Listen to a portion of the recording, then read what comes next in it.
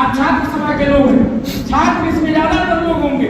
मैं देश के अन्य मुद्दों पर नहीं जाना चाहता, मैं खाली आप लोगों से इतना कहना चाहता हूँ, मौजूदा सरकार में आज की अगर आप एनसीईआरटी का डाटा देखोगे तो देश में 83% नौजवान बेरोजगार है।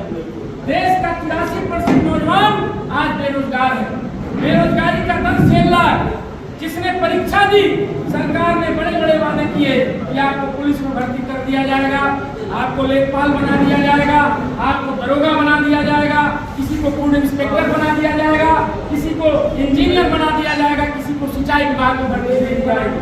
पेपर बहुत धड़ल्ले से हुआ, सारे लोग परीक्षा देने गए, पेपर देने के बाद वो घर तक नहीं पहुंचे, तब तक मीडिया में आ गया कि paper leak.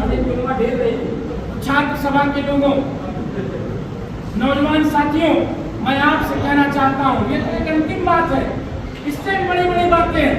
Intermediate high school का परीक्षा पत्र जो कभी लीक नहीं हुआ करता था, 100-150 रुपए में व्हाट्सएप पर बिक रहा था, ये किसकी सरकार है? कौन लोग आज शासन कर रहे हैं?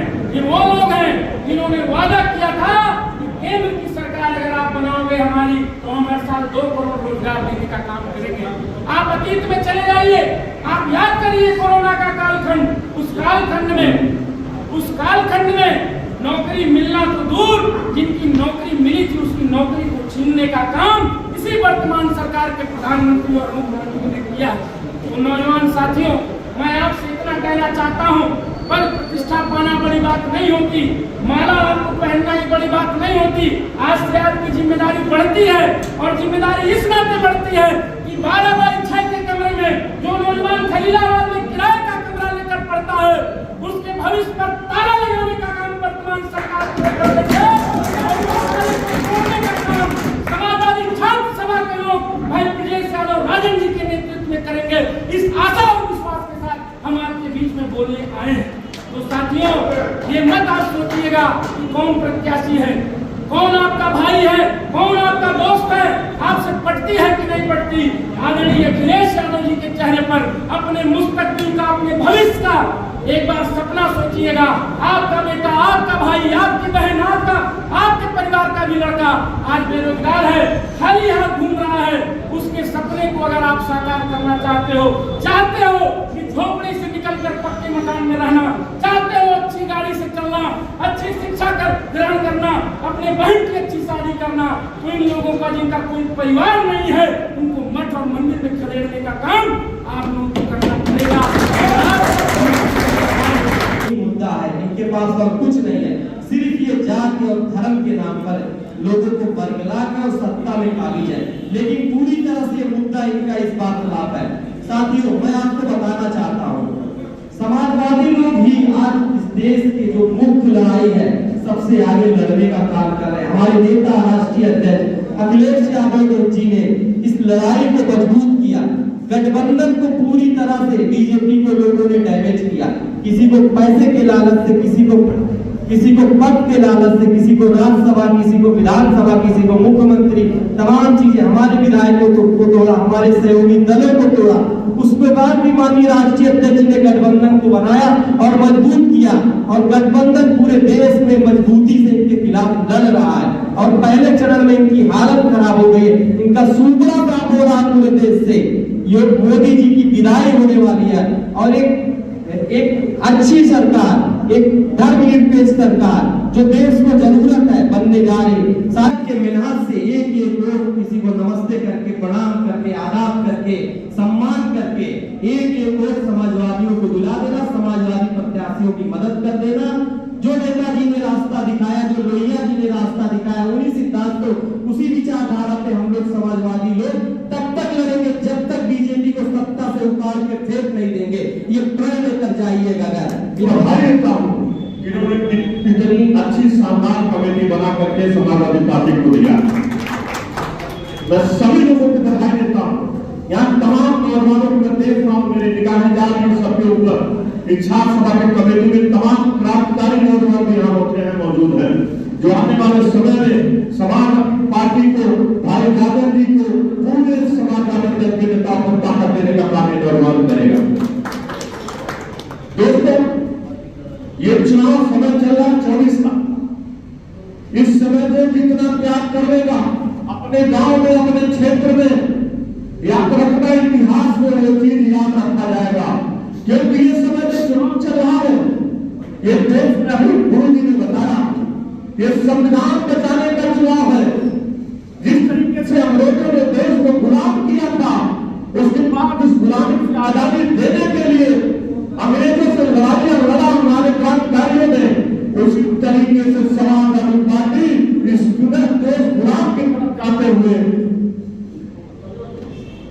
गुलाम की तरफ जाते हुए इस वर्तमान सरकार में भाजपा की है, उससे आजादी दिलाने के लिए लड़ाई जो लड़ रहे हैं, हो गया कैसे जो आजादी दिलाने के लिए जो समाजवादी लोग, इंडिया गठबंधन के लोग लड़ाई लड़ रहे हैं, आने वाले समय में इतिहास के पन्नों के लिए दर्ज होगा कि लोगों ने लड़ाई करके भाजपा देश को खत्म करने के कगार की तरफ ले जा रही थी, तब समाजवादियों ने लड़ करके भाजपा को देश को नाबूद करने का काम किया। इस नाते साथियों, आप लोगों से मैं गुजारिश करूंगा कि बहुत दूर मत जाना, अपने गांव में, अपने क्षेत्र में वही सबसे ज्यादा संभालने की जरूरत है। जब आपके क्षेत्र में परवीन निषाद चले गए तो परवीन निषाद से खड़ा होकर के उनसे सवाल कर लेना कि ये बताओ कभी प्रावधान, खास तौर पर मैंने देखा कई लोग द्वाबा क्षेत्र के भी आए हुए हैं, ज्यादा संख्या द्वाबा क्षेत्र की है। आप उनसे पूछना, जब आपके समाज का, निषाद समाज का बेटा आपको फोन करके बताता है हमारे यहाँ बात आ गई है, आप आ जाइए, तो उन्होंने कहा था, सांसद ने कहा, इतने जिम्मेदार पद होने के बावजूद उन्होंने कहा कि क्या करूंगा मैं आकर के बार बार पनिया पी जाऊंगा। इसको सवाल करना, आप जवान हो, जब हमारे द्वाबा क्षेत्र में बाढ़ आती थी तब तो आप कहते थे क्या करने के लिए आऊं, पनिया पी जाऊं, तो जैसे पनिया पी जा रहे थे वैसे ओला भी पी जाइए, सारा ओला पी जाइए, आपको क्षेत्र में आने की जरूरत नहीं है। ये आपको हमको सवाल करना होगा, क्योंकि समाजवादी पार्टी संघर्ष के नाम से जानी जाती है। समाजवादी पार्टी कभी चुप रहने वाले लोग नहीं होते हैं दोस्तों।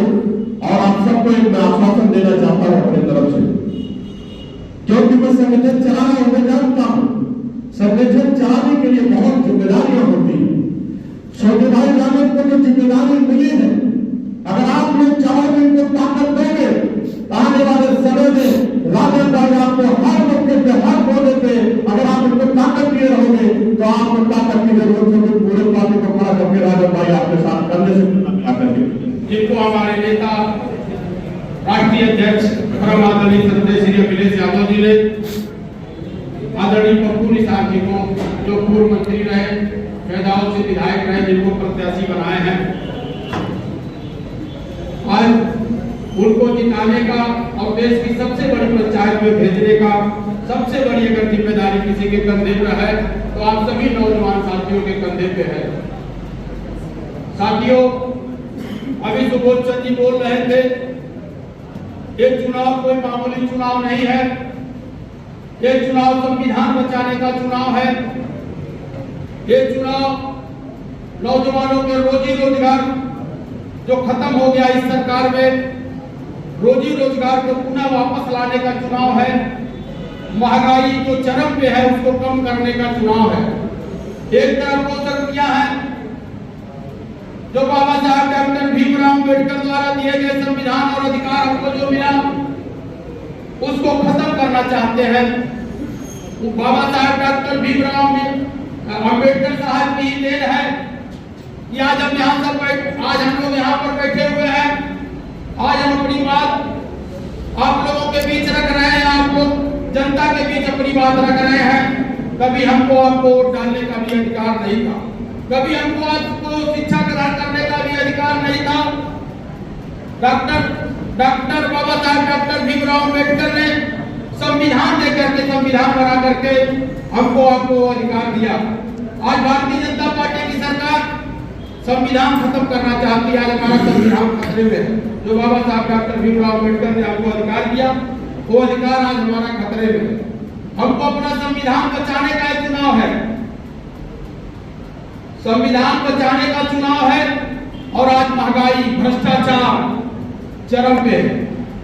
आप हर चीज, चाहे खाने पीने का सामान हो, चाहे गैस सिलेंडर हो, चाहे पेट्रोल हो, डीजल हो, आज उसके भाव आसमान छू रहे हैं। कभी मोटरसाइकिल 40,000 की मिलती थी, आज मोटरसाइकिल 80,000 1 लाख रुपए की मिल रही है। साइकिल की कीमत 1,000-1,500 की, आज 5,000 की साइकिल मिल रही है। गैस सिलेंडर 400 रुपए का मिल रहा था, आज 1,100 रुपए का गैस सिलेंडर मिल रहा। साथियों, हमारी आपकी बहुत बड़ी जिम्मेदारी है, आने वाली जो पीढ़ी है उसका भविष्य सुरक्षित करने के लिए और इस देश और प्रदेश की तरक्की और बहादुरी के लिए समाज के दबे कुचले तबके को समाज की मुख्य धारा से जोड़ने के लिए, नौजवानों को रोजी रोजगार दिलाने के लिए, नौजवान आज पढ़े लिख करके ओवर एज हो जा रहा है।